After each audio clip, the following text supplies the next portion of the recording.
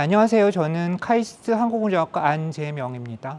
오늘은 여러분들과 함께 우주산업의 변화와 새로운 기회라는 주제로 이야기를 나누어 보도록 하겠습니다. 우주산업이라고 하면은 사실 조금 생소하신 분들도 있을 것 같아요. 그래서 어떤 것들이 있는지 조금 소개를 드리면은 우주 발사체, 올해 성공한 누리호 같은 것들이 있죠. 그다음에 뭐 각종 인공위성, 그다음에 달, 그다음에 소행성, 화성으로 가는 우주 탐사, 그리고 뭐 사람이 이제 우주에 가서 관광을 하는 우주 관광, 이런 것들이 이제 우주 산업의 범주에 들 수 있을 것 같습니다. 우주 발사체는 지표면과 우주를 이어주는 교통수단이라고 생각하시면 되겠습니다. 제가 대전에서 여기까지 버스를 타고 왔는데요. 사실 교통수단이라는 측면에서는 버스나 기차나 우주 발사체나 뭐 비슷하다고도 볼 수 있겠는데, 사실 버스는 대전에서 저를 여기까지 안전하게 실어 주었고, 사실 거기까지 하면은 역할이 끝난 거죠. 근데 우주 발사체 같은 경우에는 우주 궤도에 우리가 이제 위성을 이제 투입을 시켜주게 되는데, 우주 궤도에서는 얘가 멈춰 있으면은 안 돼요. 멈춰 있으면 땅으로 떨어지게 되죠. 그래서 위치도 굉장히 높은 고도까지 바꿔줘야 되지만은 사실은 굉장히 빠른 속도로 움직일 수 있게 해줘야 된다는 점이 조금 다른 점이라고 할 수 있겠습니다.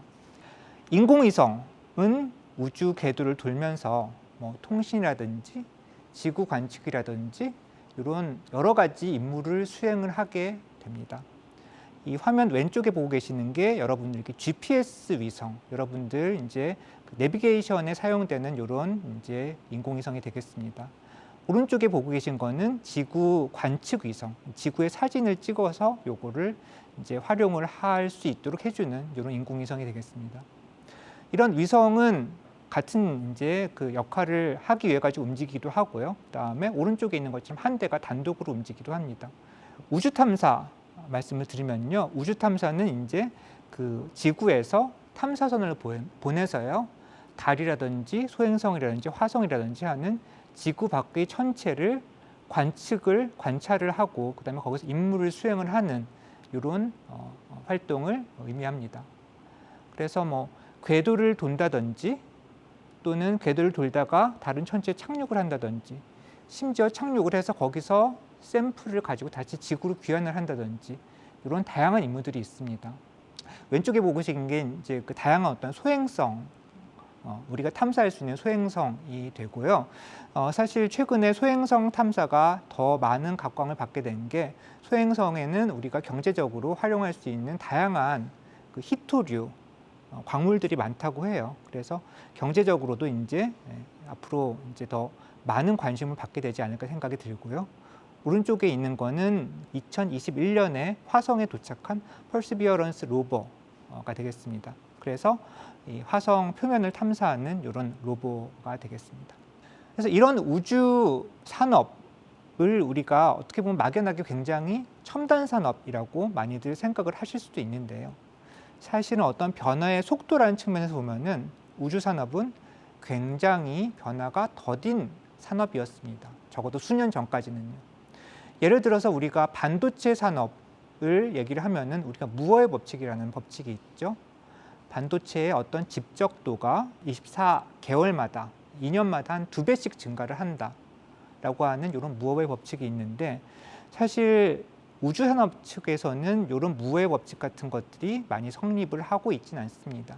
이제 1960년대에 그 달 탐사에 사용을 했던 아주 커다란 로켓이 있습니다. 세턴 5라고 하는 로켓이 있어요. 이 로켓의 성능, 우리가 얘기를 하면은 지구 저궤도에 도대체 한 몇 톤 정도의 이 무게를 올릴 수 있는 것인가 하는 게 이 발사체 성능을 나타내 주는데요. 그 당시에 세턴 5가 한 지구 저궤도에 한 140톤 정도의 탑재물을 올릴 수 있는 성능을 가지고 있습니다. 근데 여전히 인류는 현재까지 이 정도의 성능을 가진 발사체를 아직까지 다시 개발하지 못했어요.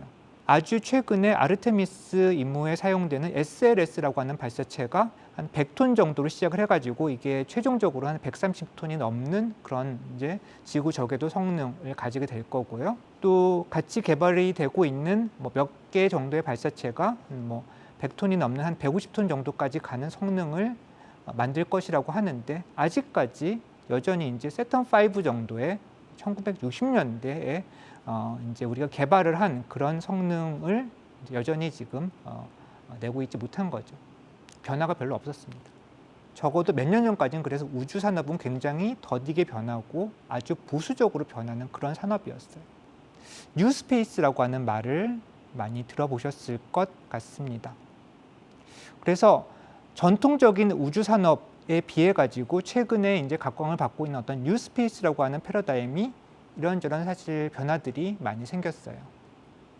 예를 들어 보면은 전통적인 우주 산업은 정부가 많은 부분을 주도를 하는 이런 산업이었는데 최근에 뉴스페이스 패러다임 하에서는 민간 기업이 역할을 점점 늘려가고 있습니다.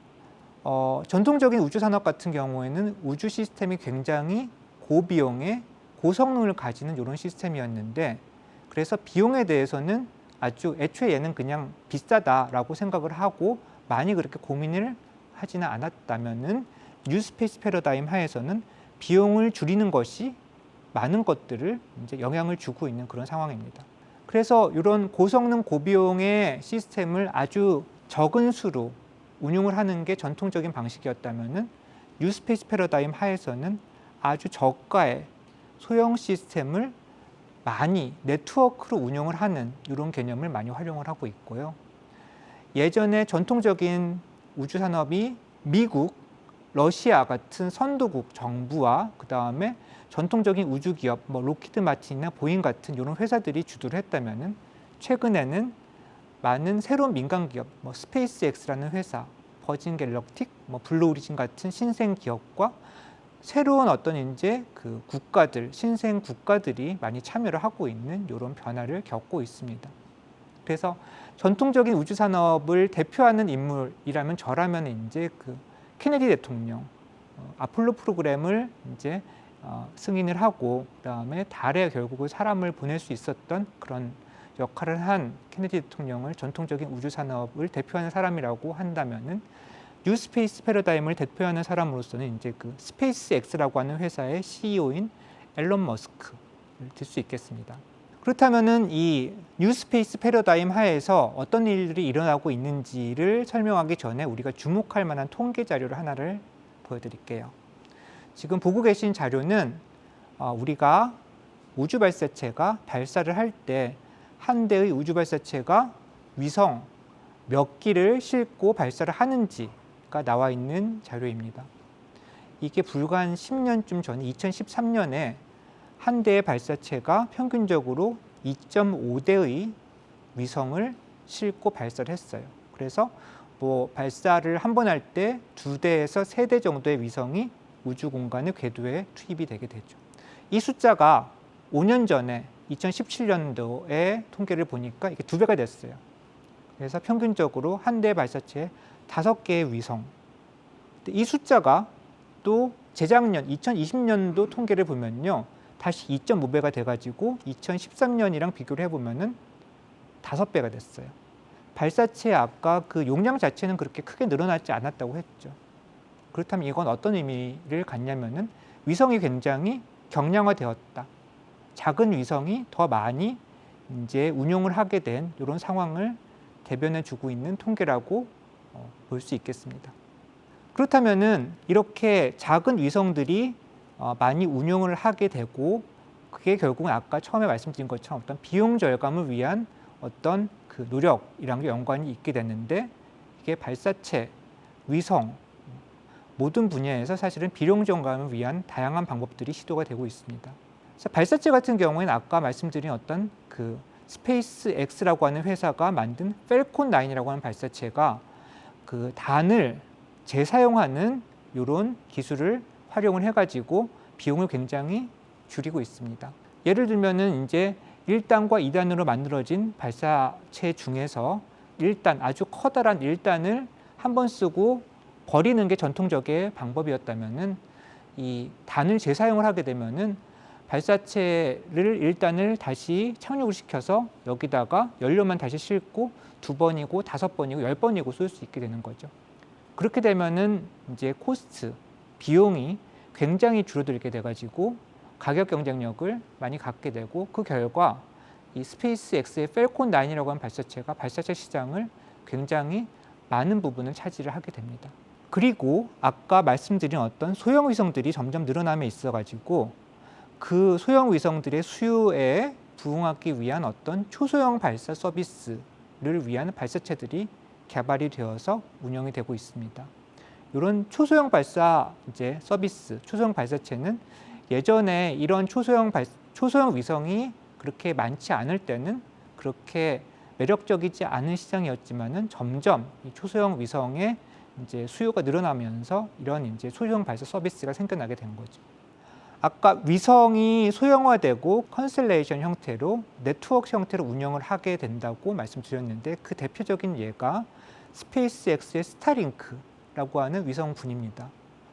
이 위성군은 그냥 컨스텔레이션 뿐만이 아니라 굉장히 숫자가 많아가지고 메가 컨스텔레이션이라고 불립니다. 그래서 지구 저궤도에 수천 기가 지금 현재 올라가 있고 최종적으로는 수만 기의 위성을 올릴 예정이라고 하는데 이 스페이스X의 스타링크 위성군이 하는 역할은 지구 전역에 초고속 인터넷 서비스를 제공하는 이런 역할을 하고 있습니다. 사실 이게 몇 년 전까지만 하더라도 정말 이렇게 많은 위성을 올리고 운영할 수 있을 것인가에 대한 이런 의문점이 들었지만은 정말로 이런 일이 벌어지고 있는 거죠.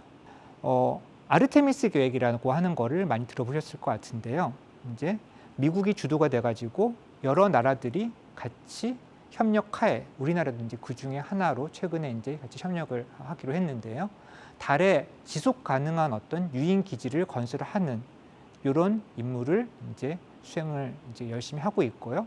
뉴스페이스 패러다임 하에서는 전통적인 국가뿐만이 아니라 새로운 국가들도 많은 이런 활동들에 참여를 하고 있다는 그런 특징을 가지고 있죠. 우리나라의 상황을 조금 더 말씀을 드리면요. 올해 누리호 로켓이 발사에 성공을 했죠. 그래서 한 12년 동안 개발을 해서 성공한 누리호 이후에 이 누리호의 어떤 성능을 더 고도화하고 신뢰성을 높이기 위한 이런 프로그램, 그리고 누리호보다 더 높은 성능을 가지고 우리가 더 널리 활용할 수 있는, 그래서 요걸 이용해 가지고 결국 달 착륙도 할 수 있는 이런 누리호 다음 모델 차세대 발사체를 개발을 하는 이런 프로그램이 현재 지금 계획 중입니다. 점점 민간의 역할이 늘어나고 있고 분야도 다양해지고 있습니다. 그래서 작은 초소형 발사체 개발이라든지 또는 초소형 위성의 개발, 그리고 위성을 이용한 어떤 정보를 활용한 서비스, 그리고 또 지상국 서비스, 이런 것들을 하는 분야에서 민간 회사들이 하나 둘씩 많이 생겨나고 그다음에 점점 더 많아지고 더 역할을 많이 할 수 있을 것이라고 기대를 하고 있습니다. 이런 새로운 패러다임 하에서 빠른 변화와 성장이 일어나고 있고요. 우리나라도 다양한 어떤 우주 프로그램을 진행을 하면서 민간 부분의 성장이 점점 더 눈에 띄고 있고, 여전히 지금 계속 더 갈 길이 멀지만은 높은 어떤 잠재성을 가지고 우리가 기회를 찾을 수 있는 그런 산업 분야라고 생각을 합니다. 이런 스페이스 분야, 도전해 볼 수 있을 만한 어떤 가치가 있는 분야이며 지구의 어떤 미래를 위한 이런 일이기도 합니다. 여러분들 이 우주 산업에 많은 관심 그리고 응원을 해주시기를 부탁드리면서 강의를 마치겠습니다. 감사합니다.